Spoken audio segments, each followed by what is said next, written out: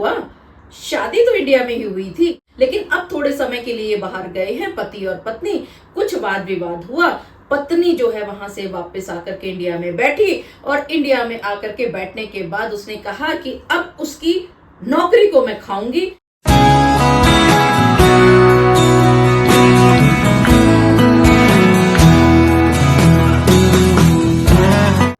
क्या आपने कभी इस बात पर विचार किया है कि अगर आप इंडियन सिटीजन हैं, यानी भारतीय नागरिक हैं, आप पुरुष हैं, पति हैं, और आप और आपकी पत्नी इंडिया की टेरिटरी से बाहर कहीं पर भी रह रहे हैं, मान लेते हैं ऑस्ट्रेलिया, न्यूजीलैंड, अमेरिका, कनाडा,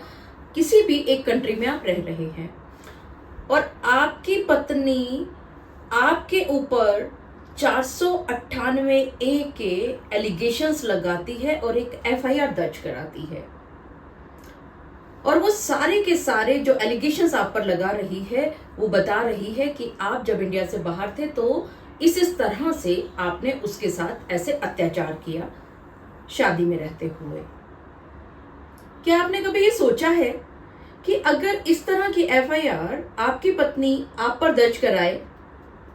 तो वो दर्ज करा ही नहीं सकती, वो चलेगी ही नहीं? कैसे? आज की इस वीडियो में आइए देखते और समझते हैं। एक बहुत प्यारा सा लैंडमार्क जजमेंट आप सभी पतियों के फेवर में आया है। केरल हाई कोर्ट ने इसको दिया है 6 जून 2024 को।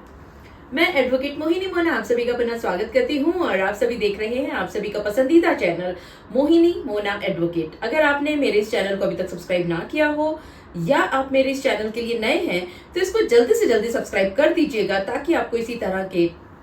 लीगल इंफॉर्मेटिव वीडियोस की नोटिफिकेशन सबसे पहले मिल सके। अब देखिए, केस में आगे चलने से पहले हम मान लेते हैं, जान लेते हैं, समझ लेते हैं, दिमाग में बिठा लेते हैं कि अगर आपकी पत्नी ने इस तरह की गलती की तो आप बहुत आराम से उस FIR को रद्द करा देंगे, क्वैश करा लेंगे। और अगर आप पत्नी हैं और आप मुझे देख रही हैं, सुन रही हैं, तो ध्यान रखिएगा, अगर आपने ये गलती की और अगर आपके पति ने वास्तव में आपके साथ बहुत क्रूर व्यवहार किया था जब आप दोनों इंडिया से बाहर रह रहे थे एक साथ, और आप अगर इस तरीके से FIR दर्ज कराती हैं जैसा इस केस में हुआ है, तो वो आपकी FIR रद्द कर दी जाएगी। आइए देखते और समझते हैं क्या होता है। विदेश में की गई वैवाहिक क्रूरता के मामलों में 498A IPC का मुकदमा चलाने के लिए ट्रायल कोर्ट को मंजूरी की आवश्यकता होती है। कौन सी मंजूरी, कैसी मंजूरी, कहां से ली जा सकती है ये मंजूरी, इस बात का जिक्र किया गया है इस केरल हाई कोर्ट के इस प्यारे से लैंडमार्क जजमेंट में। और आपको याद ही है इसका फैसला सुनाया गया है 6 जून 2024 को। और अगर आप भी इसी तरह की समस्या से ग्रसित हैं, आपकी पत्नी ने भी एक FIR तो दर्ज करा दी, सारे के सारे एलिगेशंस वो लगा रही हैं जब आप इंडिया से बाहर रहा करते थे, तो आप इस जजमेंट को डाउनलोड करके अपने अपने केसेस में लगाइए और बहुत आराम से अपनी इस FIR को क्वैश करा लीजिए। यहां पर जो सबसे ज्यादा बात ध्यान रखने की होती है वो है कि अगर कोई भी एलिगेशन इस पूरी FIR में ऐसा नहीं लगाया गया है कि कोई एक कृत्य, कोई एक ऐसा इंसिडेंट इंडिया में नहीं हुआ है, तो ये FIR नहीं चलेगी। ध्यान रखिएगा, अगर कोई भी एक इंसिडेंस, कोई भी एक एलिगेशन अगर इंडिया में रहते हुए का दिखाया गया है तो केंद्र सरकार की अनुमति की जरूरत नहीं है, आपका ये केस चल सकता है। लेकिन अगर सारे के सारे एलिगेशंस बाहर के दिखाए गए हैं तो ये नहीं चलेगा। यहां ना तो इस पूरे केस में कोई भी एक एलिगेशन इंडिया में दिखाया गया था, ये कहना है उस पटिशनर का, उस हस्बैंड का, जो कि पहुंचा है केरल हाई कोर्ट में इस कंप्लेनेंट, इस पत्नी के द्वारा की गई FIR के विरुद्ध में। इसके साथ साथ पति ने यह भी कहा कि ये जो केस डायरी अगर देखते हैं तो उस केस डायरी में भी अगर देखा जाए तो with in the territories of India का एक भी कोई इंसिडेंस यहाँ पर नहीं दिखाया गया है। जबकि यहाँ पर पत्नी ने कहा कि जब वो अपने नेटिव प्लेस में आ गई थी वापस, तो उस समय पर जो उसका पति है जो ऑस्ट्रेलिया में रह रहा था, उसने एक फोन के द्वारा उसको धमकी दी थी। और साथ में वो ये कहती हैं कि ये जो कंप्लेंट की गई है, जो एफआईआर की गई है लॉज, ये जस्टिफाइड है, प्रोसिक्यूशन केस बिल्कुल ठीक बना है। और वो ये कहती है कि ये जो इसके पति पहुंचे हैं केरल हाई कोर्ट में इस एफआईआर को क्वैश कराने के लिए, उसको अपोज करती हैं। यहां पर इस पूरी की पूरी साइटेशन में, इस पूरी की पूरी जजमेंट में एक सेक्शन जिस पर सबसे ज्यादा जोर दिया गया वो है 188 सीआरपीसी। आइए देखते और पढ़ते हैं, समझते हैं कि ये सेक्शन क्या कहता है। Offence committed outside India. When an offense is committed outside India, जब कोई भी घटना या कोई भी एक आरोप लगाया जाता है जो कि इंडिया से बाहर हुआ है, A by a citizen of India whether on the high seas or elsewhere, B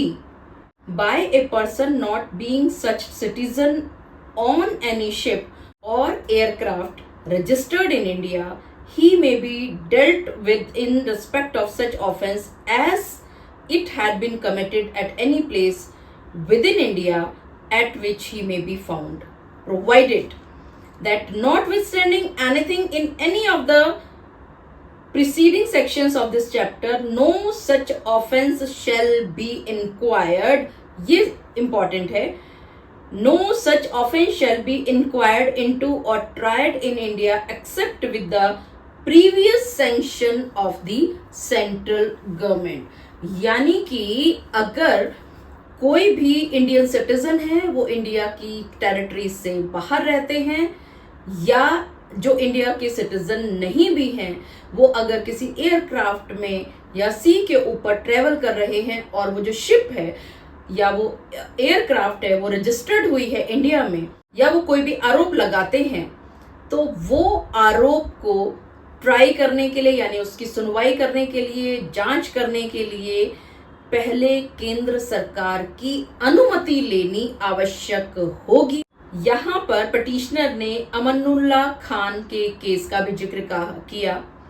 जहां पर यह बहुत क्लियरली कह दिया गया था कि अगर इस तरह का कोई भी कृत्य दिखाया जाता है किसी भी सिटीजन ऑफ इंडिया के द्वारा, और वो कृत्य अगर outside the territories of India दिखाए जा रहे हैं, तो इसके अंदर पहले सेंट्रल गवर्नमेंट की अनुमति लेना, मंजूरी लेना आवश्यक होगा। अगर ऐसी अनुमति नहीं आती है, नहीं ली जाती है, तो सेक्शन 188 सीआरपीसी का इसमें बार होगा और इसकी सुनवाई नहीं हो सकती है। साथ ही यहाँ पर Sartaj Khan versus state of Uttarakhand के केस का भी विवरण किया गया, और यहाँ एक बात कही गई कि अगर कोई भी एक पार्ट, कोई भी एक हिस्सा या कोई भी एक इंसिडेंस, कोई भी एक घटना दिखाई जाए जो कि इंडिया के अंदर हुई है, तो यहाँ पर सेंट्रल गवर्नमेंट की सैंक्शन यानी कि केंद्र सरकार की अनुमति लेने की जरूरत नहीं होगी, कोई भी बार नहीं लगेगा यहाँ पे 188 सीआरपीसी का। ये सब कहते हुए केरल हाई कोर्ट ने इस पिटीशन को अलाउ कर दिया, और जो एफआईआर लॉन्च की गई थी अगेंस्ट द हस्बैंड जो कि रह रहा था ऑस्ट्रेलिया में, क्योंकि इसने जितने भी घटनाक्रम दिखाए थे वो सारे के सारे दिखाए थे ऑस्ट्रेलिया में, जब ये पति और पत्नी एक साथ रह रहे थे, तो उस पति के विरुद्ध उसने क्वैश कर दिया केरला हाई कोर्ट ने इस एफआईआर को। तो देखा आपने, आप सभी को एक बात आज के इस प्यारे से जजमेंट के द्वारा पता चल चुकी है कि बिना मंजूरी के कोई भी केस आगे नहीं बढ़ सकता, और यही लीगल क्वेश्चन रहा था इस पूरे के पूरे केस में कि क्या 188 सीआरपीसी के तहत केंद्र सरकार की मंजूरी लेनी आवश्यक होगी। और इस पूरे केस को सुनने और समझने के बाद लास्ट में कहा जा सकता है कि हाँ, बिना मंजूरी के आगे नहीं बढ़ा जा सकता। और 188 बहुत क्लियरली ये कहता है कि भारत के बाहर किसी भी भारतीय नागरिक द्वारा किए गए किसी भी अपराध को भारत में केंद्र सरकार की मंजूरी के बिना जांच या कार्यवाही किसी भी तरह से नहीं की जा सकती। मुझे पूरा विश्वास है कि आप सभी को मेरे आज के इस वीडियो के माध्यम से एक बात पता चल गई होगी अच्छी तरह से। आप सभी इसी कंफ्यूजन में रहते हैं, क्या हुआ, शादी तो इंडिया में ही हुई थी, क्या हुआ अगर बाहर रहते हैं तो शादी यहीं पर हुई, काफी समय तक यहीं रहे, लेकिन अब थोड़े समय के लिए बाहर गए हैं पति और पत्नी, कुछ वाद विवाद हुआ, पत्नी जो है वहां से वापस आकर के इंडिया में बैठी और इंडिया में आकर के बैठने के बाद उसने कहा कि अब उसकी नौकरी को मैं खाऊंगी। वो कैसे ऑस्ट्रेलिया में, कैसे कनाडा में वो वहां पर नौकरी कर रहा है, यहां पर उसका जो गुस्सा है, द्वेष की भावना है आती है और वो बिना कुछ सोचे समझे और वो एक एफआईआर लॉन्च कर देती है। तो आपको ये मालूम पड़ चुका है कि अगर इस तरह की एफआईआर आपके साथ भी, आपके सामने भी की जाए तो यहाँ पर 188 सीआरपीसी का बार आ जाएगा और आपके विरुद्ध जो आपकी पत्नी ने एफआईआर लॉन्च कराई है, जो लांछन लगाए हैं, वो एफआईआर बहुत ही प्यार से क्वैश हो जाएगी। मुझे पूरा विश्वास है कि आप सभी को मेरा आज का वीडियो भी बहुत अच्छा लगा होगा। अगर आपको मेरा आज का वीडियो भी अच्छा लगा हो तो इसको लाइक, शेयर और कमेंट करना ना भूलिएगा। और हाँ, अगर आप मेरे इस चैनल के लिए नए हैं तो इसको जल्दी से जल्दी सब्सक्राइब कर दीजिएगा ताकि आपको इसी तरह के लीगल इन्फॉर्मेटिव वीडियोस की नोटिफिकेशन सबसे पहले मिल सके। अपना और अपने परिवार का बहुत अच्छी तरह से ध्यान रखिएगा। Thank you, take care, bye bye.